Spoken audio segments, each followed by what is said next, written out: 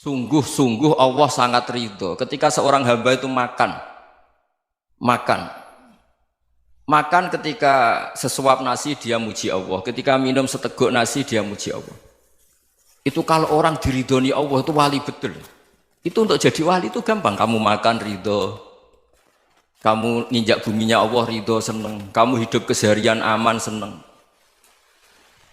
Nah ini supaya sampean kita semua ngaji betapa panduan Rasulullah untuk menggapai ridho Allah itu banyak yang keseharian sekali. Saking kesehariannya banyak dalam hadis dan itu sahih. Nabi menyebut hal-hal yang keseharian. Hatta ma tas'alu fi imra'atika, kamu punya uang kemudian istri kamu bisa makan itu ibadah. Bahkan sebagian ibadah itu dicontohkan Nabi yang akhirnya diprotes sahabat. Yaitu wa fi buti ahadikum sedekah, kamu menggauli istri kamu itu ya sedekah. Sampai sahabat bilang yang benar ya Rasulullah. Ayati ahaduna syahwatahu wa huwa lahu ajrun. Masa urusan biologis, urusan syahwat kemudian dia dapat pahala. Nabi menjawab, alai salawadu aha fi haramin akana alaihi wisrun. Bagaimana kalau dia meletakkan ke yang tidak benar itu kan dosa. Nah, hal-hal seperti ini yang saya ingin teman-teman semua. Saya juga agak ingin ngaji demi Anda juga agak ingin. Itu dosa sekali ngaji kok pesanan kelompok tertentu itu enggak boleh. Islam itu untuk semua. Jadi ya cuma karena di depan saya jenengan ya seakan-akan jenengan korbannya. Itu ada ilmunya dalam usul fikih itu. Jadi orang itu harus ngaji usul fikih. Nama yang disebut, mungkin Mas Sufyan masih ingat zaman ngaji usul fikih. Nama yang disebut itu tidak jaminan sebagai prioritas perintah. Jadi misalnya gini, kebetulan yang di depan Nabi itu Abu Dzar. Nabi ya bilang, ya Abu Dzarin ini uhibbuka misalnya, atau ya Mu'ad ini uhibbuka, atau ya Abu Hurairah ini uhibbuka misalnya. Banyaklah riwayat yang Nabi nyebut ya Abu Dzarin, ya Mu'ad, ya Abu Hurairah.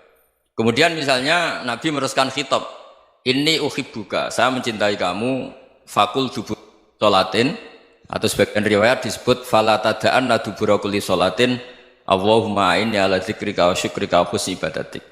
Saya mencintai kamu, siapa saja, Mu'ad bisa, Abu Dzar bisa siapa. Saya mencintai kamu, mohon kalau habis sholat kamu jangan lupa wiridan Allahumma inni ala dzikrika wa syukrika wa husni ibadatik. Ya Allah, tolong kami permudah supaya mudah ingat Engkau. Anda tidak bisa mentang-mentang, wong nama saya Parmin, nama saya Purnomo, itu yang diperintahkan Mu'ad misalnya. Jadi yang disebut satu, tapi khitab itu untuk siapa saja. Saya teruskan ya. Jadi saya mohon semua kita melakukan kebaikan itu, kalau dalam kaidah fikih disebut al-yakin la yuzalu bisyak. Banyak kebaikan yang kebenarannya itu 100%. Tidak punya efek samping ke pihak lain, ke kelompok lain, ke komunitas lain.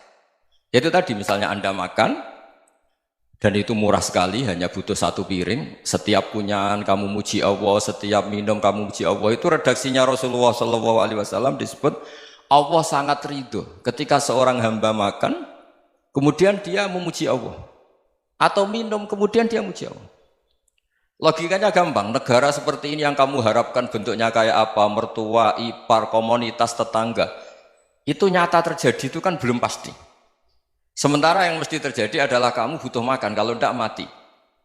Butuh minum, kalau tidak mati. Butuh bumi yang nyaman ditempati, kalau tidak kita juga mati. Sebab itu Allah kalau menyebut nikmatnya itu hal-hal yang keseharian. Alladzi at'amahum min ju'. Allah itu siapa? Allah itu yang menciptakan kamu bisa makan. Tidak berlebihan, Allah itu yang menciptakan kondisi sosial itu ideal. Zaman Nabi itu ya ada orang munafik. Orang-orang pilihan Allah itu juga diuji orang sekelilingnya yang macam-macam. Semua diuji sesuai konteks zaman dan waktu. Nah, tapi ada ibadah-ibadah yang selalu disarankan Nabi. Sampai Nabi itu pernah ditanya, ayul islami khairun ya Rasulullah, Islam terbaik itu gimana? Jawaban Nabi itu unik. It'amut to'am, Islam terbaik itu ya makan-makan, santai-santai. Ketika Allah menyebut beberapa kebaikan, falak tahamal aqobah, wa ma adrokan apa? Mal aqobah. Terusannya apa? Fakku rokobah. Terusannya apa? Au it'amun fi yaumin di masubah. Ya itu acara makan-makan itu juga Islam. Kenapa? Ya bayangkan kalau tidak ada makanan, kita mati kan? Kondisi sosial tidak ideal itu Anda masih gak apa-apa, tapi kalau Anda tidak makan, Anda tidak minum, Kamu punya istri cerewet masih bisa hidup, punya mertua cerewet masih bisa hidup. Tapi kalau tidak makan bisa mati. Berarti penting mana istri sama makan? Penting mana? Makan. Semoga istri Anda dengar, nanti kamu disuruh makan tapi pulang deh. Itu kalau dibahasakan makan masih memahami. Penting mana nasi satu piring dengan istri. Nggak ada nasi mati, nggak ada istri belum mati. Penting mana? Gak berani jawab kan? Nah, ternyata Anda ada garang kan di depan istri. Jadi saya mohonlah, mungkin Mas Sufyan Sauri tadi yang bisa bantulah. Teman-teman tuh ngaji yang keseharian saja. Karena kita nyari ridha Allah itu berdasar firman Allah. Dan firman Allah itu menyebut keseharian tuh riang, gampang. Yaitu tadi misalnya wa min ayatihi manamukum billaili wan nahar. Termasuk ayat-ayat Allah itu kamu tidur. Maka dulu itu ada guyonan, ada tokoh Mu'tazilah, kelompok dalam Islam yang berpikir manusia itu bisa menentukan ikhtiarnya sendiri. Karena saya bisa duduk, duduk, ingin berdiri, berdiri. Karena kelompok ini nggak terima kalau semua kehendak Allah, nanti bagaimana kalau semua kehendak Allah kok ada hisab ya, ada sanksi. Lucunya itu dia akhirnya, ini cerita ya, mencintai seorang perempuan, cantik sekali. Dan itu dia menjadi ahli sunnah itu oleh hal-hal yang sepele. Karena istrinya cantik, ya namanya suami istri itu hubungan intim. Terus ditanya, Mas, masih ingin lagi? Masih. Silahkan diulang lagi. Wah ya tidak bisa. Katanya manusia bisa menentukan yang diinginkan. Itu tobat itu. Itu nggak bisa ditobatkan Mas Sufyan Ats-Tsauri. Orang cantik yang mudah nobatkan orang itu orang cantik. Segampang itu. Akhirnya kita tahu, makanya kalau dalam kitab Hikam itu disebut al-aqil mayyakul madza yaf'alu wa hubi wal ghafil mayyakul madza af'al. Orang yang punya akal karena sadar ini wilayah Allah, semua milik Tuhan. Itu dia tiap hari berpikir, besok Allah akan melakukan apa terhadap dunia ini. Kamu merencanakan suatu mau plesir, ternyata gempa. Mau wisata ke Rusia, ternyata perang. Kamu tidak pernah tahu apa yang akan terjadi besok. Wa ma tadri nafsum madza taksibu ghadan. Tapi anda semua kita ini sering punya jadwal permanen. Makanya saya kalau diundang siapa saja, bisa takdir. Yang jelas Gus ini acara penting. Ya masih acara penting nak pangeran ngersakno piye? Kok ape dadi pangeran? Kamu kok mau jadi Tuhan? Itu kadang ya kiai. Penting Gus acara ini jenengan harus memastikan bisa. Loh kamu itu yang ngajarin tauhid, sesuatu itu biadillah kok bilang-bilang apa pasti. Kalau maksa terus tak tobatkan loh kamu kata saya. Ya kalau gitu Gus bilang insya Allah. Wah itu hati saya, fisik saya, roh saya sudah bilang insya Allah. Tidak usah kamu latih kata saya. Nah hal-hal tauhid keseharian itu gampang sebetulnya. Wal ghafil yaqulu madza af'al. Tapi orang yang lupa Allah dia setiap hari bilang besok apa? Kita bisa melakukan apa? Seakan-akan dia itu aktor, dia penting, dia subjek permanen, dia. Padahal kita ini hanya objek kehendak Allah Subhanahu wa taala. Karena kita yakin sesuatu yang terjadi di alam raya ini kita tidak bisa apa-apa. Makanya saya sering ngaji, sering bilang saya, ketika Anda mensifati Allah, Dia yang menghidupkan. Sudah itu tanamkan sehingga ketika kita mati santai saja. Kenapa santai? Allah punya cara menghidupkan kita. Zaman kita hidup juga gak tahu caranya ngelola jantung, ngelola paru-paru. Kamu juga gak tahu ngelola oksigen yang tidak beracun, tidak ngandung polusi. Tahu-tahu hidup. Gak ingin tua ya tahu-tahu tua, gak ingin mati tahu-tahu mati. Selama ini kita hidup juga gak tahu apa-apa sebetulnya. Hanya gaya tok, punya jadwal, punya planning. Kalau kamu bisa menentukan pilihan Anda, pasti Anda istrinya cantik, 4 neriman semua, kona'ah semua. Nyatanya enggak kan? Ada 1 jelek, cerewet. Oh itu kan, nyatanya enggak bisa apa-apa Anda kan?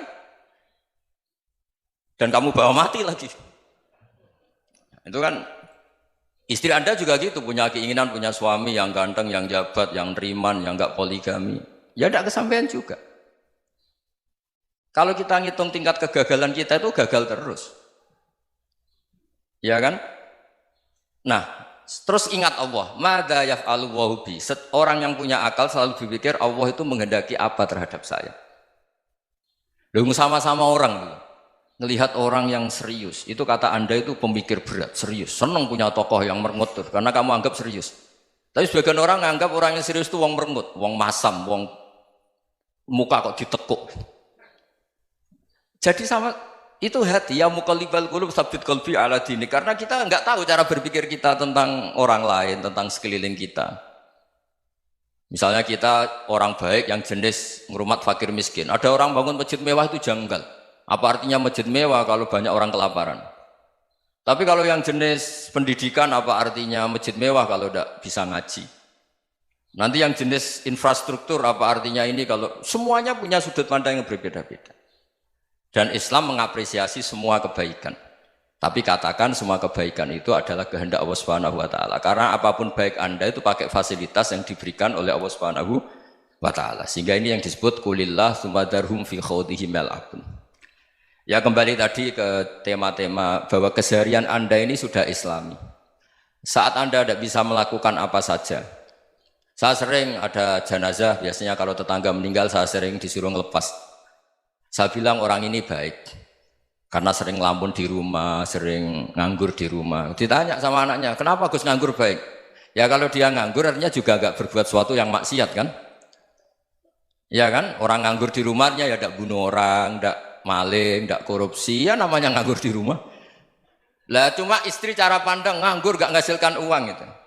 Tapi juga gak menghasilkan kriminal kan? Jadi sebenarnya Islam itu makanya kalau sampai ngaji usul fikih itu ada kitab usul fikih namanya Lubul Usul, itu terkenal sekali di pesantren itu. Itu kalau ngapresiasi keseharian itu luar biasa. Izma min mubahin illa wa yatahaqqaqu bihi tarku haramimma. Karena keseharian yang mubah saat Anda lakukan itu ada kehebatan yang luar biasa, yaitu meninggalkan haram. Makanya dulu banyak orang-orang alim ketemu temannya itu guyon sampai semalaman. Itu biasanya yang semangat Islam itu kiai kok tidak tahajud, kiai kok tidak witir. Orang yang sedang mapan uangnya banyak, malam itu tidak kelayaban itu sudah luar biasa. Melawan nafsu supaya tidak maksiat itu sudah luar biasa. Supaya lupa guyon sama temannya semalaman sampai subuh. Gojlok-gojlokan ngenang zaman miskin, zaman kuliah nggak jelas, zaman apa. Melihatnya jangan tarkut tahajud. Seperti ini meninggalkan tahajud, tapi meninggalkannya ini talkul muharramat. Jadi kayak apa hebatnya? Sehingga Imam Ghazali punya riwayat yang agak unik. Hatta takuna ibadatu akhiri hadil ummah iku an-naum. Sehingga suatu saat ibadah terbaik umat ini itu tidur. Itu kan riwayat kontroversi. Ketika Imam Ghazali ditanya, kenapa iya? Kenapa kamu mulai keluar dari rumah itu sudah banyak maksiat? Melihat perempuan yang enggak mahram, melihat fenomena. Tapi kalau kamu tidur itu enggak melihat apa-apa. Tapi juga kamu jangan menganggap tidur itu ibadah betul. Saatnya melakukan fardu ain malah masih tidur. Tapi itu sudut pandang yang menjadikan kita Islam itu gampang. Jadi saat Anda tidak bisa aktivitas apa-apa, misalnya ada beberapa orang yang lumpuh. Lumpuh itu memang nggak bisa Jumatan, nggak bisa ibadah, tapi dia juga nggak bisa maksiat. Tidur itu memang Anda saat itu tidak bisa tahajud, tidak bisa witir, tapi saat itu ada zina, ada maling, tidak gosipkan orang, tidak bully orang, tidak menanamkan kebencian, tidak hasud. Sehingga tidur menurut Allah Ta'ala wa min ayatihi manamukum billaili apa? Wan-nahar. Karena di tidur itu selain ada unsur istirahat, jaga kestamina, juga ada unsur meninggalkan beberapa keburukan. Nah saya mohon ibadah yang keseharian ini kita jaga. Supaya kita semua baca ayat itu fasih. Fasih itu tertanam di hati. Allah itu siapa? Alladzi at'amahum min ju'i wa amanahum min khauf. Dan Allah kalau cerita di Quran itu anna subabnal ma'a subba thumma syaqaqnal ardhan wa syaqqa fa ambatna fiha habba wa inaba wa qadba wa zaituna wa nakhla wa hadaika hulba. Kamu tahu saya ini siapa, kata Allah. Saya ini adalah Tuhan yang menurunkan air, kemudian ada tanaman banyak. Habba wa inaba wa qadba, ada zaitun, ada tin, kalau orang Jawa mungkin ada tela, ada padi, ada mangga, ada pisang. Sudah. Wa inaba wa zaituna wa nakhla wa hadaika hulba. Ada perkebunan yang lebat. Tujuannya apa? Mata Allahkum, silahkan kamu pakai, kamu nikmati. Tapi karena kadang kita ini punya ide-ide besar. Tadi untuk syukur saja nunggu punya istri riman, rumah baik, tetangga baik, komunitas baik, semuanya baik baru syukur. Lama-lama nanti ada di surga, syukurnya nunggu surga paling kelas A. Itu sudah ada yang menghuni Rasulullah, kamu nggak boleh di situ. Masa untuk syukur saja? Repotnya Masya Allah. Jadi mohonlah Quran yang kalau Anda hafalkan juz sama itu kan ada ayat-ayat yang kayak tadi. Ya, fal yang dzuril insanu ila ta'ami. Coba lihat. Apa yang kamu makan ya? Dari mana? Dan untuk mempertahankan hidup kamu keseharian. Jadi jangan kira ibadah itu harus membentuk komunitas yang versi Anda. Ibadah itu harus yang hal yang mulu-mulu. Kesehariannya Anda alami. Loh ini saya tidak bikin-bikin. Saya ngaji bukan karena berdasar pesanan. Itu ayat yang saya baca kan betul ada ayatnya kan. Fal yang dzuril insanu ila tu'ami. Anna sobabnal ma'a sobba. Thumma syaqaqnal ardo syaqqa. Fa'ambasna fiha habba wa inabau wa qodba. Wa zaitunaw wa nakhla wa hadaika gulba. Terusannya apa? Mata'al lakum. Silakan kamu nikmati. Mata itu silakan kamu nikmati. Ya kayak sampai dikasih hidangan ya makan. Ya sudah makan. Habis makan ya minum. Habis itu ngantuk ya tidur. Ya sudah normal-normal saja. Kayak apa indahnya Islam. Tapi Anda mencari Islam yang gimana lagi? Nah itu yang diajarkan guru-guru kita, diajarkan sanad kita sampai Wali Songo, sampai Rasulullah SAW. Bahwa pada akhirnya ada jihad, ada perang. Itu dulu memang perang, bukan membunuh. Beda. Dulu kita dijajah Belanda ya perang, dan itu normal karena kita dijajah. Jadi ketika orang lain ingin baik sama kita, wa in ahadum minal musyrikin astajaruka ya fajirhu hatta yasma'a kalam Allah. Kalau mereka ingin baik ya kita baik. Makanya ada istilah musta'man, mu'ahad. Kalau mereka ingin damai, berdampingan dengan kemajmukan ya itu yang lebih baik. Karena memang Islam menghormati proses perdamaian. Wa in janahu lis-salmi ya fajnah lah. Kalau ingin damai ya kita harus